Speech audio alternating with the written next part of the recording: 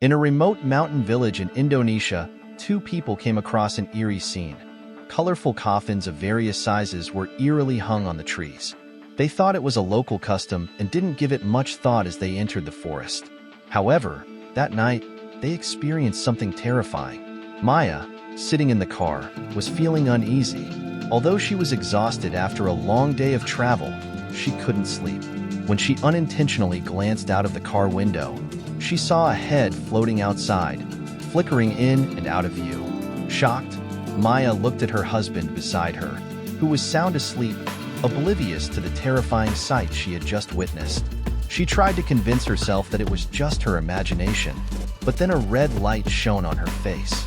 As she slowly turned her gaze back outside, she saw the floating head again. Maya immediately woke her husband and told him what she had seen. However, Archie didn't believe her, thinking it was just a hallucination from being too tired. Even the driver claimed he hadn't seen anything. Perhaps due to being overly tense, Maya suddenly felt dizzy.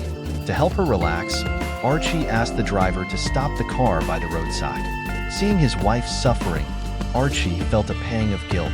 Just as he was about to persuade her that they didn't need to endure this hardship together, rustling sound came from the grass by the roadside. The two of them, feeling nervous, looked over, thinking it might be a small animal in the woods. But the noise in the grass grew louder, catching the driver's attention as well. To their surprise, a coffin emerged from the grass, scaring them so much that they hurriedly got back into the car. But no matter how much the driver tried, the car wouldn't start. Then they remembered the local customs and decided to offer some food outside. Sure enough, after they threw out the food, the car started, and they left the area without further incident. Not long after, a hand emerged from the coffin. They continued their journey without any more strange occurrences and eventually reached the dock on the edge of the village. Archie and Maya boarded a boat and traveled along the river for over half an hour, finally arriving at their destination, Anpung village. As they were visiting a rural area, the village chief and the locals treated them very kindly. That evening, the village chief even invited them to stay in his home. However, during dinner, the village chief did something odd. His first bite of food wasn't for himself, but was thrown outside.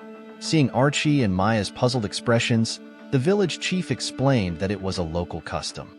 This reminded Archie of the strange coffins they encountered on the road, and he felt a sudden sense